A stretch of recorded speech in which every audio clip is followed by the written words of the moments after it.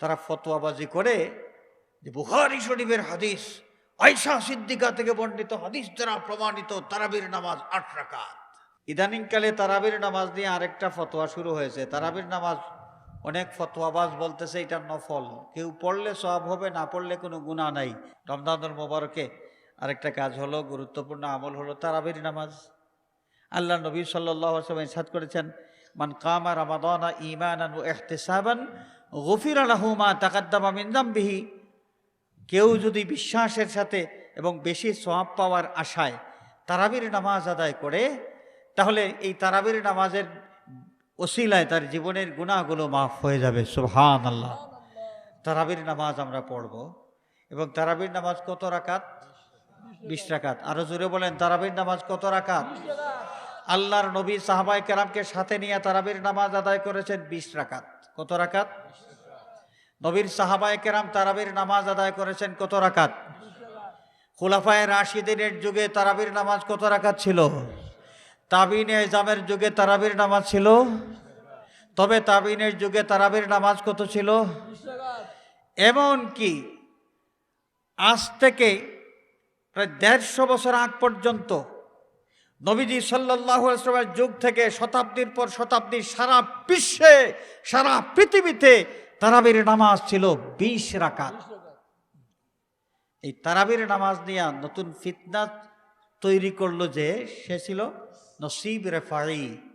এই নসিব রেফাই নামক এই লোকটা সর্বপ্রথম তারাবি নিয়া মুসলমানদের মধ্যে ঝগড়াঝাটির ব্যবস্থা করলো, এবং তারই অনুসারী ফিতনাবাজ কিছু মানুষ এখনো আছে আমাদের সমাজে। মানুষকে 8 রাকাত তারাবির বয়ান শোনায়, এবং বড় মজার বিষয় হলো যে এই লোকগুলো 8 রাকাত তারাবির দলিল দেয় তাহাজ্জুদের হাদিস দিয়া। চিন্তা করছেন? এই গ্রামের নাম কি? কাড়েরা গ্রাম। কাড়েরা গ্রামের পাশে যে হাওর আছে, এই হাওরের 30 ডিসিমেল জমিনের দলিল কোনো মানুষের কাছে আছে? এই দলিল দিয়া কুলাউড়া বাজারের 30 ডিসিমেল জমিনের দাবি কেউ করতে পারবেন? দাবি কেউ করলে এই দাবিটা গ্রহণযোগ্য হবে না। তার কারণ দলিল এবং দাবি দুইটার মধ্যে কি থাকতে হবে? মিল থাকতে হবে। তা 8 রাকাত তারাবির নামাজ এর দলিল হিসাবে তারা যে হাদিস উপস্থাপন করেন, এই হাদিসটা সম্পর্কে একটু আপনাদের সামনে বলি। বুখারী শরীফের মধ্যে আছে, আরো বিভিন্ন কিতাবের মধ্যে আছে। সাহাবায়ে কেরামের মনের মধ্যে একটা প্রশ্ন দেখা দিয়েছিল। প্রশ্নটা ছিল যে রাসূলুল্লাহ সাল্লাল্লাহু আলাইহি ওয়াসাল্লাম তারাবির নামাজ আদায় করার পরে,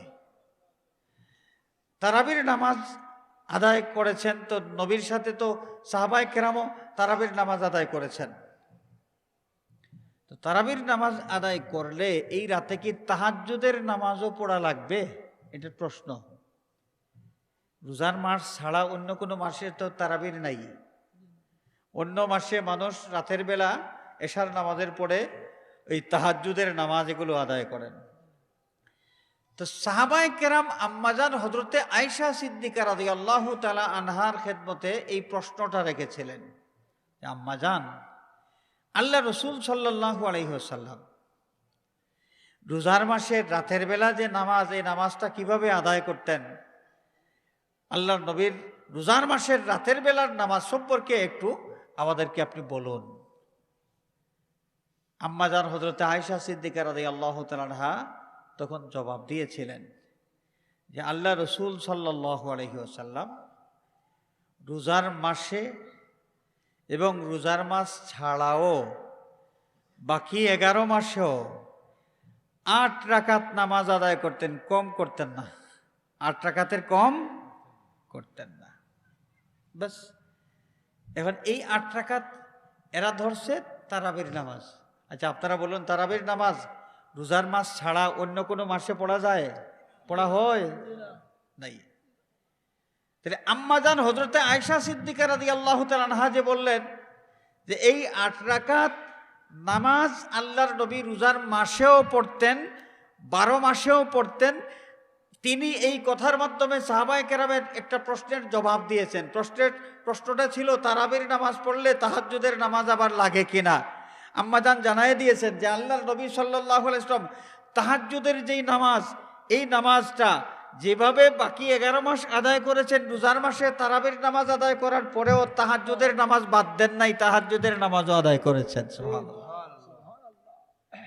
এই ব্যাককলগুলো এই হাদিস দেখাইয়া তারা ফতোয়াবাজি করে যে বুখারী শরীফের হাদিস, আয়েশা সিদ্দিকা থেকে বর্ণিত হাদিস দ্বারা প্রমাণিত তারাবির নামাজ 8 রাকাত। নাউজুবিল্লাহ।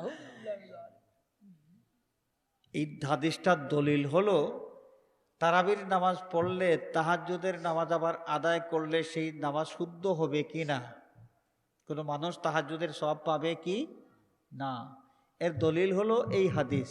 এই হাদিস প্রমাণ করে যে তাহাজ্জুদের নামাজ, তারাবির নামাজ পড়ার পর তাহাজ্জুদের নামাজ পড়লে এই তাহাজ্জুদের নামাজ পড়াটাও শুদ্ধ হবে এবং এর সওয়াবও একজন মানুষ লাভ করবে। এই হচ্ছে দাবি এবং দলিল। আর এরা দাবি করতেছে যে তারাবির নামাজ নাকি 8 রাকাত। আচ্ছা, আপনারা বলুন, তাদের এই যে দাবি, এই দাবির সাথে দলিলের কোনো মিল আছে? মিল আছে না। যে ব্যাককলগুলো বাহির হয়েছে, যে এদের ব্যাককলির কারণে মুসলিম সমাজে আজকে ফিতনা। দেখেন না যে মসজিদের ফজিলতের হাদিস দিয়া জিয়ারতের নিয়তে কোথাও যাওয়া এটাকে হারাম ফতোয়া দিচ্ছেন। আউযুবিল্লাহ বলেন।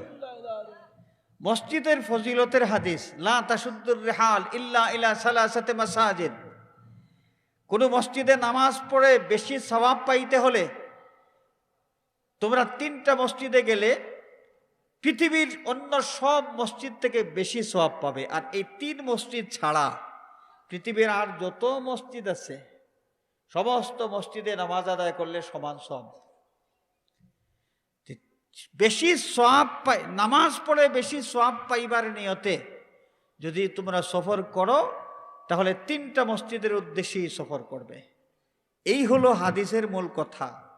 আর এরা এই হাদিস দলিল দিয়া ওই যে জিয়ারতের নিয়তে কোথাও যাওয়া যাবে না, এই ফতোয়াবাজি শুরু করে। যে তাদের দাবি আর দলিলের কোনো মিল আছে? ঠিক এইভাবে যে তারাবির নামাজ 8 রাকাত বোঝানোর জন্য যে দলিল তারা পেশ করে, এই দলিলটা হলো কি তাহাজ্জুদের নামাজের দলিল। রোজার মাসে তারাবি পড়লেও তাহাজ্জুদ পড়া যায়, তাহাজ্জুদ পড়লে একজন মানুষ সওয়াব পাবে এবং আল্লাহর নবী তারাবির নামাজ পড়েও তাহাজ্জুদ বাদ দেন নাই, তাহাজ্জুদের নামাজ আদায় করেছেন রোজার মাসে। এর দলিল হলো এই হাদিস। তো আমরা তারাবির নামাজ আদায় করব এবং কত রাকাত আদায় করব? 20 রাকাত। হাজরিনে কেরাম, এই ব্যাপারে আমাদের মধ্যে একটা ভুল ধারণা আছে তারাবির নামাজ নিয়ে। ভুল ধারণাটা হইল, আমরা অনেকেই মনে করি যে কোনো কারণে যদি তারাবির নামাজ পড়তে না পারি, কোনো কারণে তারাবির নামাজ যদি পড়তে না পারি, তাহলে পরের দিন আর রোজা রাখলে রোজা হবে না। অনেক মানুষ তারাবির নামাজ পড়তে না পারলে পরের দিন রোজা রাখেন না। যদি প্রশ্ন করা হয় যে রোজা কেন রাখো না, যে গত রাত্রে তারাবির নামাজ পড়তে পারি নাই, আর তারাবি না পড়লে তো রোজা হবে না, এই কারণে আর রোজা রাখতেছি না। এটা অনেক মানুষের ধারণা, তারাবির নামাজ না পড়লে রোজা হয় না। ব্যাপারটা এমন নয়। দুই ধরনের ইবাদত। তারাবির নামাজ এটা হচ্ছে সুন্নতে মুআক্কাদা। এটা কি? সুন্নতে মুআক্কাদা। তারাবির নামাজ সুন্নতে মুআক্কাদা, আর রোজা রাখা কি? ফরজ, ফরজে আইন। সুতরাং দুই ধরনের ইবাদত, একটা ছাড়া আরেকটা হবে না, বিষয়টা এমন নয়। তারাবির নামাজ কেউ যদি ইচ্ছা করে না পড়েন, তাহলে তিনি সুন্নতে মুআক্কাদা তরক করার কারণে গুনাহগার হবেন। ঠিক আছে? কিন্তু রোজা যে ফরজ, এই ফরজ ইবাদতটা তার ঘাড়ের উপর থাকবে, সেই ফরজটাকে আদায় করতেই হবে। ইদানিংকালে তারাবির নামাজ নিয়ে আরেকটা ফতোয়া শুরু হয়েছে। তারাবির নামাজ অনেক ফতোয়াবাজ বলতেছে এটা নফল, কেউ পড়লে সওয়াব হবে, না পড়লে কোনো গুনাহ নাই। চিৎকার করে বলেন নাউযুবিল্লাহ।